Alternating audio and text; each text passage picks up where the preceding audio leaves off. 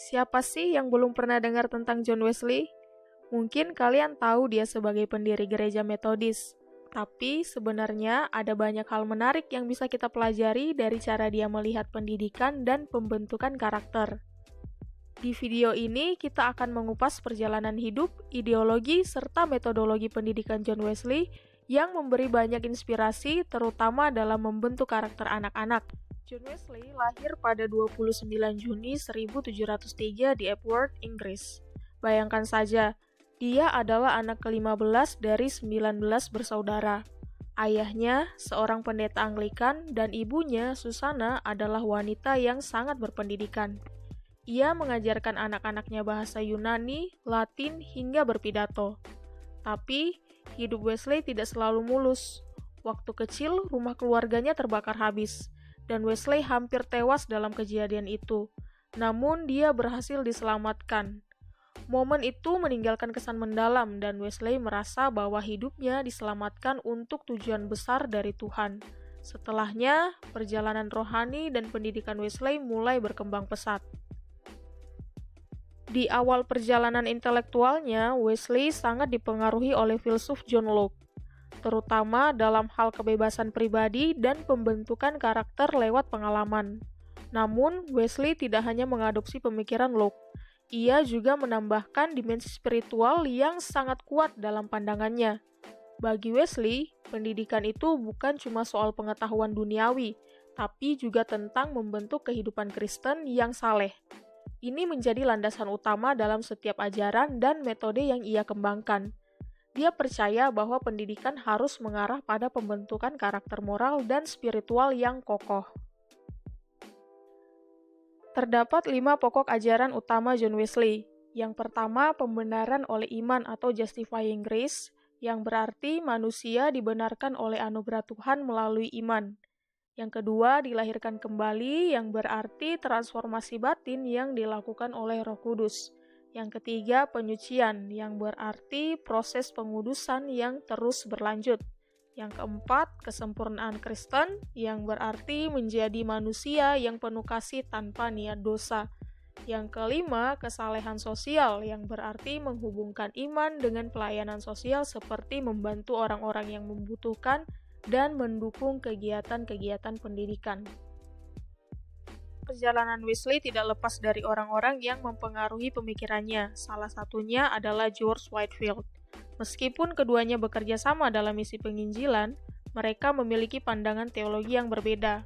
Whitefield menganut Calvinisme, sementara Wesley lebih ke Arminianisme, yang mengedepankan kehendak bebas dalam memilih keselamatan.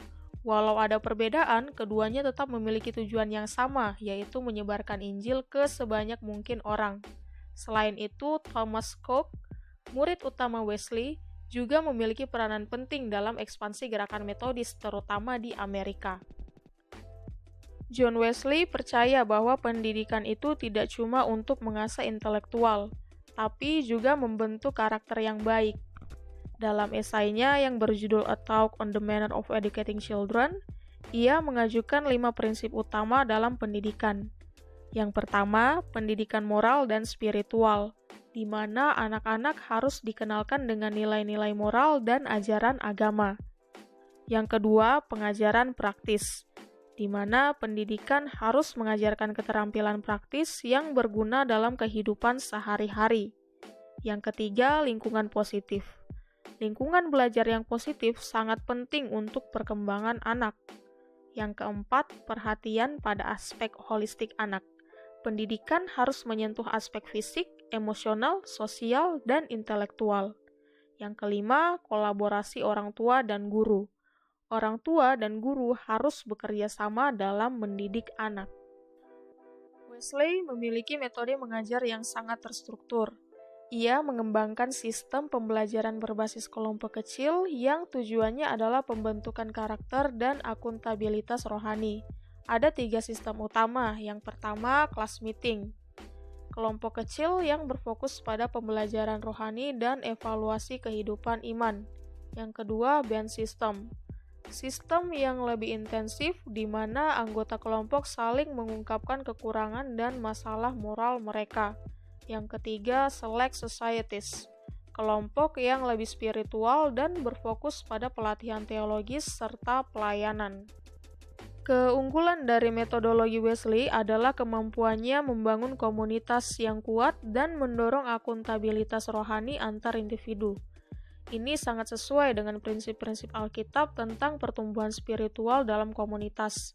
Namun ada juga tantangan. Pendekatan ini bisa jadi terlalu bergantung pada pengawasan eksternal dan kurang menekankan aspek akademik. Gagasan Wesley tentang pendidikan sangat relevan dengan kondisi pendidikan di Indonesia, terutama dalam hal pembentukan karakter. Pendidikan berbasis kelompok kecil seperti kelas meeting dan band system dapat diterapkan di Indonesia untuk menumbuhkan nilai-nilai moral dan sosial, sesuai dengan nilai gotong royong yang kental di budaya Indonesia. Pendekatan ini bisa diterapkan dalam program pendidikan karakter yang saat ini sedang dikembangkan, seperti Program Penguatan Pendidikan Karakter atau PPK. Sistem yang mengutamakan kerjasama antara orang tua, guru, dan masyarakat ini sangat sesuai dengan prinsip Wesley yang menekankan kolaborasi dalam pendidikan. John Wesley bukan hanya seorang pendeta, tetapi juga seorang pendidik yang memiliki pandangan mendalam tentang pendidikan karakter dan spiritual. Gagasannya tentang pembenaran oleh iman, kesalehan sosial, dan pendidikan berbasis komunitas sangat relevan untuk diterapkan di zaman sekarang, terutama dalam konteks pendidikan di Indonesia.